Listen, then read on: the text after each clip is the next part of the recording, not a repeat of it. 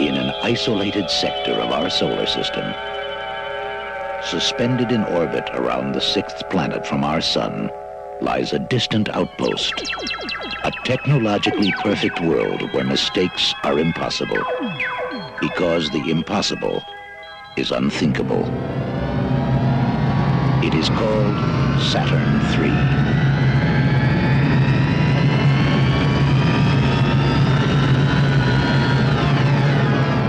Each year for 22 days, a solar eclipse plunges this outpost into shadow lock. Total darkness. All communication is terminated. This year, the inhabitants of Saturn III are about to experience the unthinkable. Previously on Riders of the Apocalypse.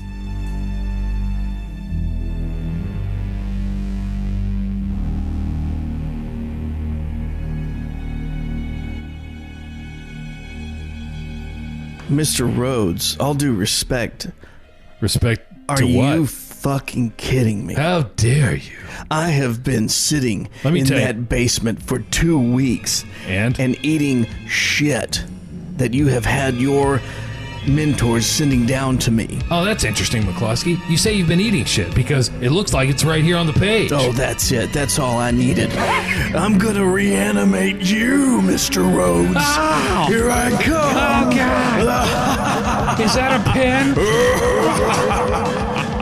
No, is that a bone saw? No! You like that? Does that feel good? Yeah, it's your head, and I've got it. Now, let's put it over here in this bucket.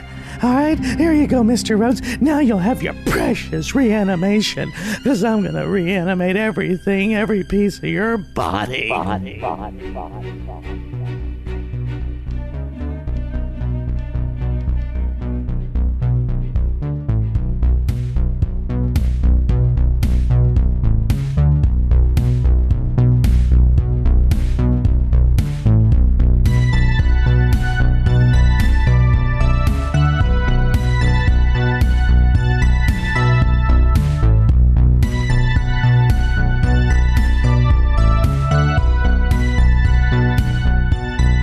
So, ladies and gentlemen, we're talking about Saturn III. One of the biggest problems with this movie, outside of it being very boring, was we did not understand the natural motivations of Harvey Keitel's character to pretend to be somebody else so that he could take a mission to an isolated outpost and take a robot with him. Yeah. In order to basically get a horticulture operation under control that's manned by two people, a man and a woman, an older guy played by Kirk Douglas, and a very beautiful young lady, Farrah Fawcett. Ladies and gentlemen, that's where the applause Ladies and comes gentlemen, in. Farrah Fawcett. And I just, you know what I'm saying? Just good work. Thank you. Like, she actually was the reason I made it to the halfway point. Right. Of the film, and then it kicks in a little bit. There is a moment, and then I made it through the rest of the film. But one Farrah of the things that helps you visually in this movie is really Farrah's her dewy lips and her beautiful sorry, what? Dewy lips? Dewy lips or doughy eyes? I don't know what doughy eyes is where I'm going. that's what I thought. But she has a very dewy. Anyway, I'll cut that out. Look, the space weed right. that they were growing somehow actually, was real and has been. Yes. No, but so we were saying, and you were about to break into the fact that Harvey Keitel's character he's just a crazy person, and he just decides to be somebody else for. Why? Why did he want to go down? Because the problems didn't start until he started coveting Farrah Fawcett's character. And that was immediate, though. Yeah. He gets there and he's like straight up, I like your body. Can I use it for my own pleasure? What kind of pickup line? Wow. I mean, and not only, it's not even his voice, it's a dubbed voice. Right. That's true. I think that Harvey Keitel's voice is not, it's dubbed. You actually pointed that out to me, Brian, which this thing is just wild. Yes. So listen, hang on, sit back, relax, grab a little drinky poo, and take this ride with us with Saturn 3. It's wild.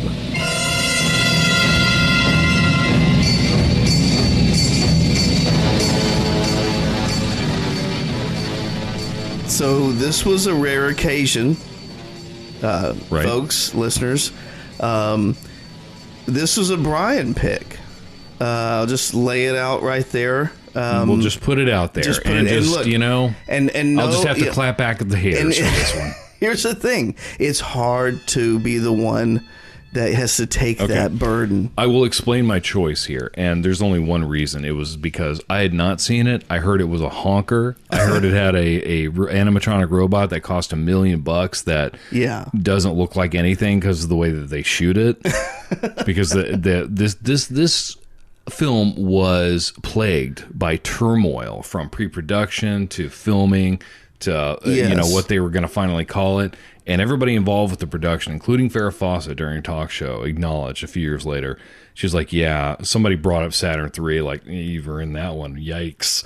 And it was Johnny Carson. He was like, so you're in Saturn 3, huh? Wow. Oh, Lord. And she was like, okay, well, the film started out as something else. When I signed on, it was a different movie. Trust me.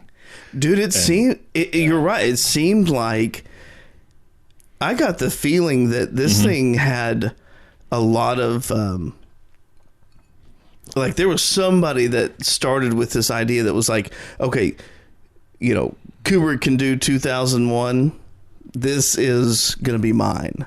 Okay. It seemed like these guys were, or whoever was trying to be. There's initial serious money spent. You're right. There's design things going on that are very intricate and involved, but the way this thing is shot, and I'm not even like, you know, I'm not saying anything I know about the art and the science of any kind of directorial kind of ability. No. It's literally shot so flat and just for like just a quick dumb TV show that there's no edit. It's like they're moving from scene to scene and the editing doesn't. Their idea of editing sometimes is literally just kind of fading to black slowly on a scene. Yeah. And then they just smash cut to another one, which doesn't work because of the timing. And it's weird too because they'll be in this case. They'll be in these weird.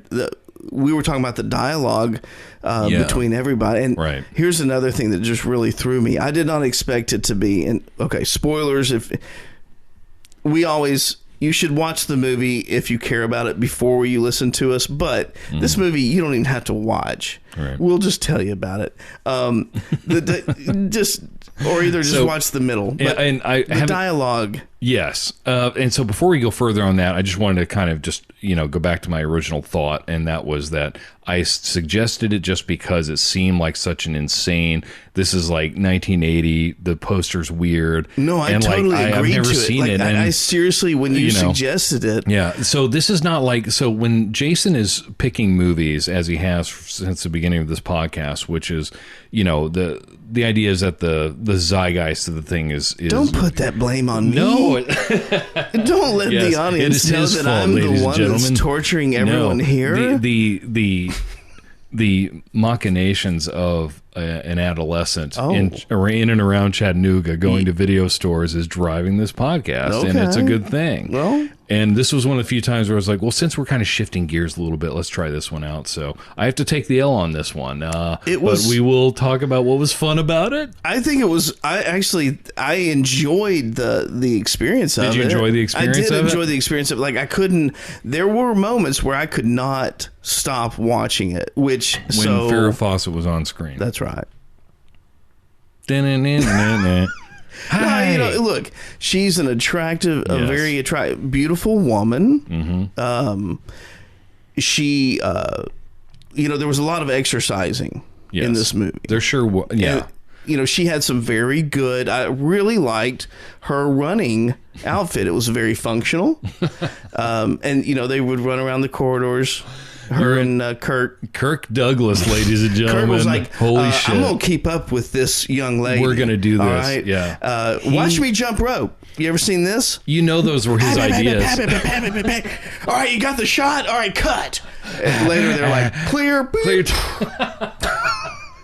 because Kirk Douglas is like 65 in this movie. Have you seen me butt ass naked? Because I'm going to tackle this guy. He's making sure that he's doing the thing that Clint Eastwood was even kind of guilty of this in the last few years, just kind of showing like, wait a minute, there's still some fight in this old guy. I think there's still some lead in the pencil. Dude, I think it's great. Don't get any fucking ideas. We are going to do the same thing. I will be the same 70-year-old man trying to lift a weight. Right. I hope. I don't know. And his ego apparently ran amok on the production of this fucking movie. This movie was plagued by problems, as I said. I love this story. There were two directors. Harvey Keitel was apparently very difficult. He didn't want to ADR his own voice and stuff like that. They had trouble talking to him. He just realized he was on honker, probably. He had a lot of cachet. He had worked with Scorsese several times already. Man, why in the world would they have to dub his voice? I mean, I don't... Yeah, they dubbed his voice for the film. Yeah. That's a bizarre choice, I think. Yeah. I don't know, though. The guy that the voice actor that... I forget his name, Daltrey. God, I wish you knew his whole life Roy story. Daltrey, maybe. You want to read his book, The Roy Daltrey Story. My life with Saturn 3, Saturn 3 and what it did to my family. Saturn 3, how it destroyed my life and career.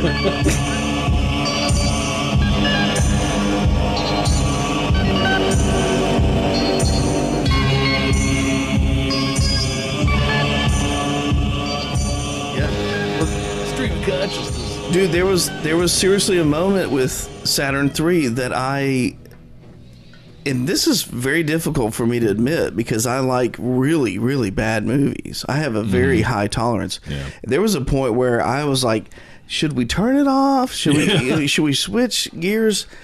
And then something happened. What happened? Well, okay, the robot, some action started happening. The robot, chopped off Harvey Keitel's hand. Right. Drags him away, and then we get some excitement. We get some stuff happening. Yeah, finally. There's movement. It started dragging again. Up to that point. But that's where it had me back. For like 45 minutes, it's like watching paint dry a little bit. There's like... The one line, the dialogue was very bizarre. It's like, what are these blue dreamer pills? And he's like, you don't need to know about that. And there'd be this long pause. Right. And they'd say, but why? Don't worry about it. Oh, wait, you're into him? You're wanting to experiment with these drugs he's offering you? It was this weird... He was literally like, I have been happy out on this moon away from Earth and all the other men that could possibly like you. Right. For so long. Yeah. And this one guy comes around. They seem very complacent.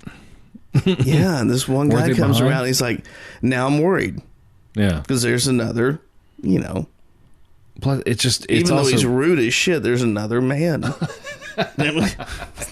He's rude as shit. This guy is rude. He's just like...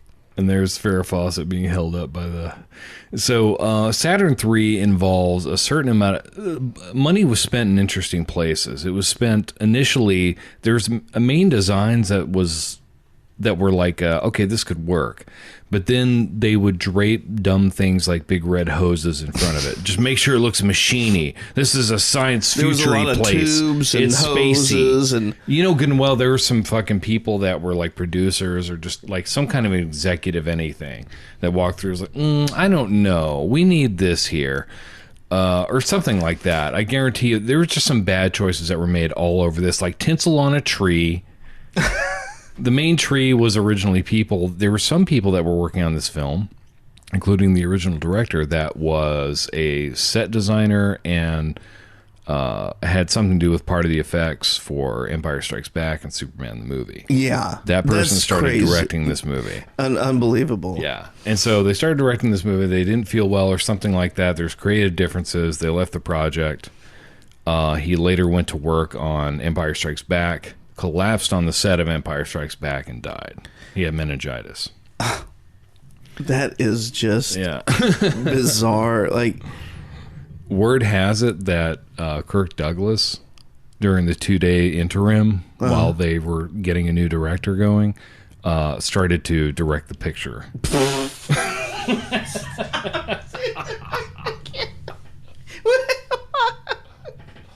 Wow. What's such a... an ego. So we got to talk about Kirk Douglas in this movie. I wonder if Michael was ever like, hey, Dad, Take it you're kind easy. of an asshole. Yeah, you're a bit of a dick. And you just gotta look at my barrel chest. It's like, dude, it's not the 50s. I will tell you this right now. Look, all props to him. I think he's about to celebrate his 103rd or 4th birthday. Yeah, he's been alive a century. So that guy, we can't talk. That's insane. I mean, all respect, but for real, that guy just knew. He's like, I'm not playing around here. You guys are going to pay me. Right. Farrah Fawcett can or can't act with me. I could care less. Poor Farrah. She's very cute, and I'll work with her. Is basically what he probably said. Yeah. One of the favorite things what kept me there initially was the sets of their bedroom. And the workout room where he's jumping rope and she's doing that wheel thing that no one, everybody knows that doesn't build abs. That was sold. It's like a handlebar. I want to describe it because I don't want you to have to watch the movie. A handlebar. It's a on handlebar wheels. with you grab the handle on both sides of a central wheel. Literally, that's all it is. Just a handlebar and one wheel, and you put it on the ground. You're supposed to push forward and back, and it'll get you ripped. I guess so. But Maybe she went all the way out. was using that. That was her workout. Right. And then Kirk Douglas was jumping rope, and you could tell he was like, "Okay, get this shot. Get the shot right now. Get the shot." And he had 30 seconds of jump rope, and he looked good, but you could tell he wasn't going to keep that up for a minute. Dude, he was doing this brisk, I'm looking, and he's kind of doing some of his dialogue, I mean, you have to admit that this happened. And it's very old school actory. This guy is full of pep and vim and he's not 70. Vigor. Yeah. And it's... I mean, look, again, it sounds like we're kind of poking fun at him, but we're not. That is just... I kind of am on the archetype, though. He is that's playing, just how it was. He's playing, he's this older man that's clearly boffing this young, beautiful woman that's not even 30 yet. Tonight on a special edition of Behind the Scenes, Saturn III, 1979, a production in trouble. The director departs for other work. His replacement, director Stanley Donen, is trying to get the picture under control. Luckily, the microphones were still on when star Kirk Douglas approaches him yet again to pester him about being nude in the movie. That's real. Look it up. Stan, we're doing the shot, right? And I'm totally ready. And I'm good for it. I am pumped. Let's do the shot, right? Oh, and Kirk, the shot you're talking about, I know you sent me that letter about it before you got here. It's brilliant. It's an artful and bold, I think, daring approach. What do you think? Well, I have been thinking about it a lot, and to be honest with you, Kirk, we don't really need a nude scene from you, so... Thank you very much for that suggestion, but it's not really going to advance the story. You don't have to do it. No, it's not about me being bare-assed. It's about the story. It's about the arc. It's about a primal, urge, and I tackle my foe that is after my woman, my lady friend. Yes, you definitely have an older school kind of... Absolutely, I get it. I'm protecting her. It's very important for the story. True, and the fact that I'm nude, it makes it even... I have no... I'm just thinking straight on attack him like an animal. Right, yeah, which you've also said in several letters and then to me yesterday. Right. I got to be honest with you. I just don't know if we need it. Narratively speaking, it doesn't seem to make a lot of sense. I'm not sure why you would really need... Because the director of photography told me that you were talking to him for almost an hour yesterday about this. And you had every shot aligned in such a way that your bare ass would appear in them. So we just kind of noticed that. Okay, let's just be blunt here. Stan, I've been working out very hard. You know I'm in my late 60s. We do know that because, again, you keep telling us. The jumping rope, for instance. Listen, you know what?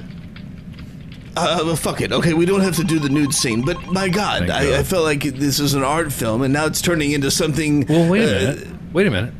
Yeah, I mean, you know, it's our... We like to think that we have an art, right, guys? I mean, you know, we're doing art here. What's wrong with the naked human form? But nothing. I don't... well, sorry, I didn't mean to... Farrah's naked half the film. That's not true, but...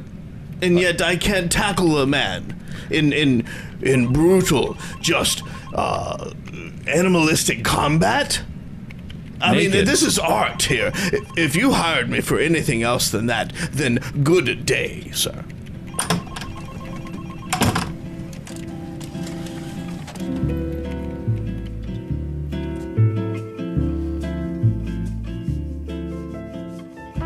This movie always felt like it was going to be, it was going to be deeper. I think the people that were making this movie were like, this is going to be a philosophical, very deep... I think people, yes. It's going to be about, look, drugs. It's going to be about youth and age. You know, it's going to be about virility and sex and all this stuff. And, you know, and then it was just kind of like... It got botched. People that didn't know what they were doing botched this film. You're absolutely right, because just about everybody, well, I say just about everybody, two people specifically have been quoted in the past when this movie was brought up to them. One of them was Farrah Fawcett. Johnny Carson asked her about Saturn 3. Yeah. He's like, we're going to see anything else? Because last one you did was Saturn 3, right? And she was like, well, yeah, so I'll tell you, you know, basically the idea of what she said is that it was a very different film from the time that she signed on to when it finally got made. Yeah. That it had gone through so many changes that... Yeah. When her agent was calling her saying, I've got what's going to be kind of your masterpiece here. This is a philosophical space drama about feeding Earth, right? Like about helping with, you know, whatever has happened to Earth, whether it's overpopulation or environmental thing, but something's happened and they're trying to do the good for mankind. Right, but they still can't help but engage in, like, with the aid of technology,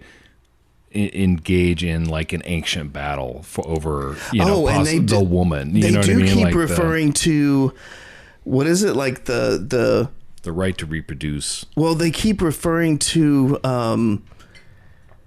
you know, the ancient Greek mythology stuff. They start... I forget right now. The Battle of Troy. The Battle of Troy and all that stuff. And how Achilles dragged his... That's it. His moated enemy. They really thought highly, I think, of what they were doing. Because there's no way in hell. Think about it. This movie, 3 actors... That's what this movie is. It's 3 actors and a robot that was pretty cool looking. And that's it. That was, you know, you're gonna build a blockbuster movie or this philosophical crazy movie with 3 actors that.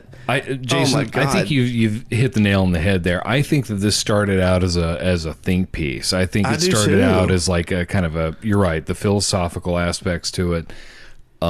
They're in the hands of like much better people. It probably would have been something that would still be talked about at least. You know, it's like, man, noble effort. There was something going on there. Right. There could have been something. True.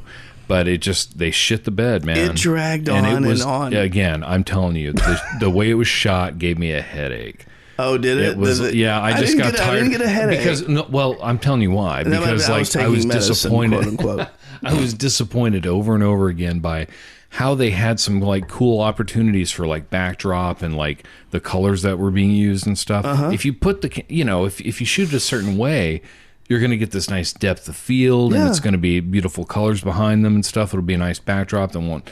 But they just like set the camera there, like, all right, the set's over here. Yeah. We'll set the camera pointing at the set, and that's that. And they ran across it and shit like that. It was terrible. Yeah. There were times that I was just like, Now, this, I can see how people were getting canned and whatever, man. Like, people just ran through there and just started firing motherfuckers. It's probably That what is happened. hilarious. I did love the way their bedroom, and again the gym that they like. I love the just, you know, trying to be futuristic, but it's still 1980. Right.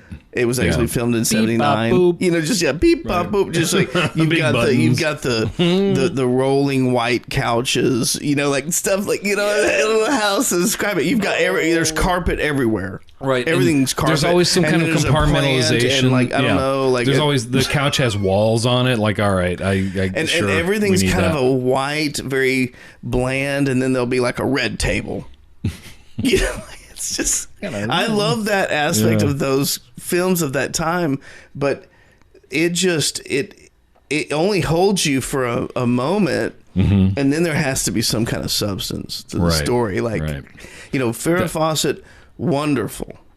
But it's a few minutes later, you're like, okay, now I need some story or something to happen. When he built the robot, can we talk about how this reminded us of RoboCop? We started thinking of RoboCop because of the brain, the brain tube that goes in the middle, and then everything else was pretty much RoboCop. I like the tubes with the I guess the veins. Brain, yeah. You know, the veins that he pumped the fluid through. Yeah, that was interesting. And, of course, that huge brain module that's it looks like this super long cylindrical brain that's in a cylinder. And it reminded me of how in RoboCop 2, you know, he defeated the other evil, you know, other RoboCop monster thing that was inhabited by the brain of a fucking psycho drug dealer. Yeah.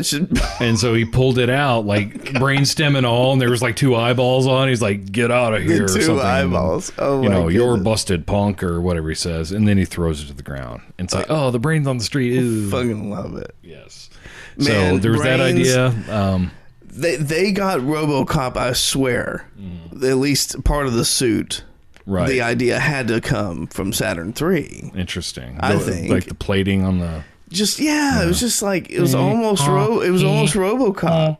Saturn. And then that ridiculous, like little tiny little box with the eyes head. and little lights. And it was just, you know, hey, I'm a computer here, but something's confusing. Like Exactly. It's like they couldn't finish it. They had to start filming. Where's the head? That's it. The head made it look so non-aggressive. Yes, like, exactly. The head made it was just shoulders, just a headless torso. I'm just hanging out trying to figure out the world. You know, I'm just a new computer learning. Like, very short circuit. Very short circuit. Oh my goodness. On that note, dude, we'll take a break. Short circuit, amazing.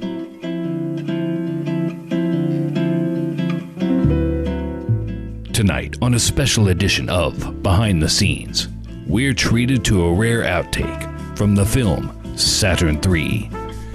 In this tension-filled scene, the character Benson, played by Harvey Keitel, attempts to best the character Adam, played by Kirk Douglas, in a game of chess.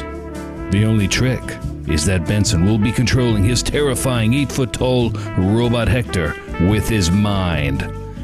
Let's watch.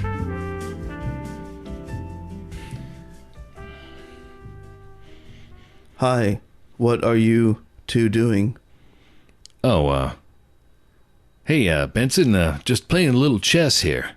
You know, just, this is something real men do. They can be real men, and they can also think and play chess and out-chess each other. So, that's what I'm doing here. Care for a game? Chess. That's interesting. Maybe I'll let Hector play. Whoa, that big, gigantic contraption robot you brought on board? What do you mean, let the robot play? How's the robot supposed to play me in chess? I'll control him with my mind. What? That's right. Direct input. See? You! Oh, sorry, I'm just not used to seeing stuff like that. Please don't be offended. No offense taken. Fantastic. I just shoved this Oh, rod no. into the back of my sweet. neck like so. It goes right in there. Clicky. Yikes. And then I can control him, Hector, with my mind. So let's play a game, shall we? All right. Well, you've got the first move. What are you going to do? Pawn to bishop 3.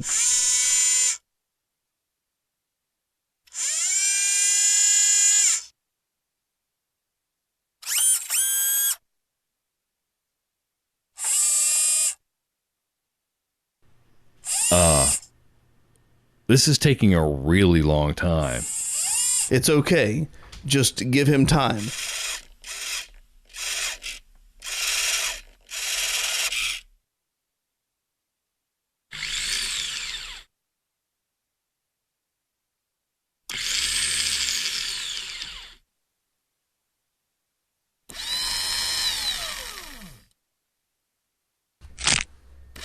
That was an... Okay, can we start over? He just broke the piece. He doesn't know his own strength. Give me 3 minutes. 3 minutes later. Okay, so is this walking contraption you're going to be able to play chess or not? Let's give it one more go, shall we? Okay, great. Here, bishop to rook 7. Now, what's your move? Okay. I'll just keep thinking, and Hector will do my bidding. Hector?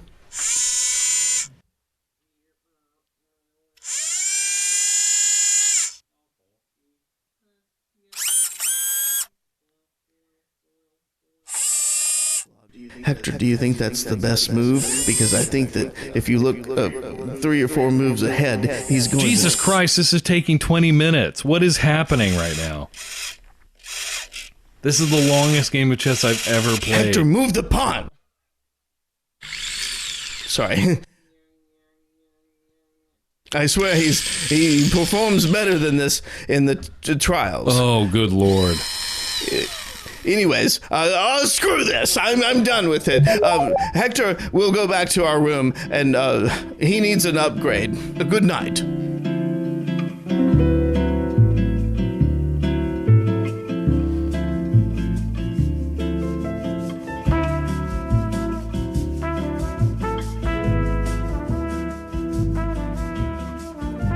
There was 3 actors in this movie, Brian. Right, yeah. Like, that's such a weird thing. Like, You got to have amazing dialogue to lost keep that me. together. You lost me. Like, I was not on board because I was thinking to myself, like, there's not enough people here that can die to make this interesting. Like, there's not. You're right. There's not. After like one person is not taken enough- out, the problem is solved. There's not enough actors here You're right.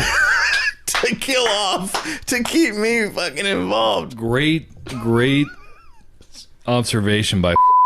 Whoops, Jason. Beep. Oh, how? Why? How dare Okay, you? Brian. Listen. Who No. lives at 1 No, beep, beep, beep. You know, if we're gonna do that, I'll just dox you. We'll just dox each other. yeah. We'll go down doxing. Here's your resume, bitch. You know, These two dox each other out of existence. 2 weeks later, we are sorry. To our friends and family. We want to apologize Through this to our difficult time. fans. Just a black eye on one of them. You're in a cast. Angry.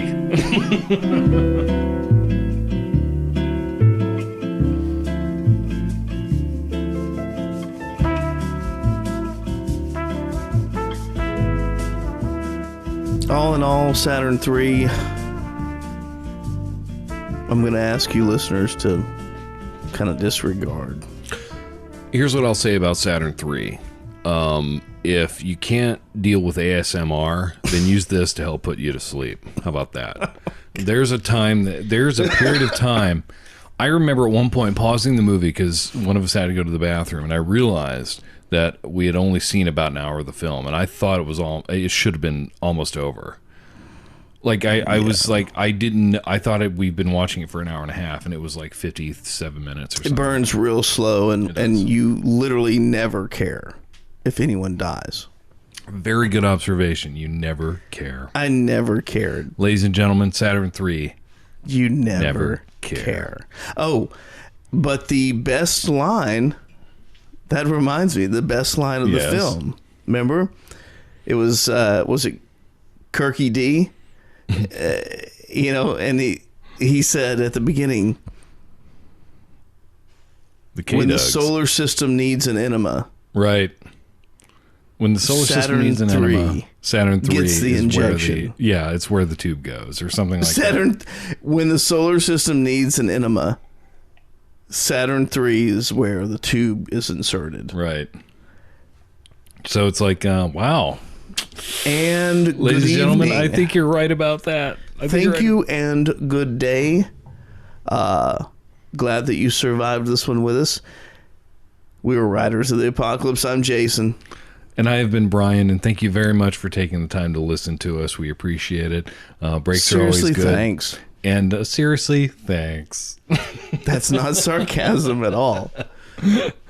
No, yeah, it's been nice to kind of connect with people on Instagram, not so much Twitter, but we definitely been finding an Instagram family out there. There's other podcasters for sure that are doing some great stuff, and we appreciate it, man. So please find us on social media at Riders Podcast, and that's both on Instagram and Twitter. And then we've got Facebook.com/Riders Podcast. So you can go just there spread if the that's your love. jam. Yes, please share us spread with the somebody. love. You Look, know, you scratch our back. Wait, no. It's got to be. it's got to be your bowl. I scratch your back, you scratch my back. Nobody's offended. Everybody wins. And you know, man, it's all good. Nah, but seriously, sit down, buckle up, and let's fucking ride, folks.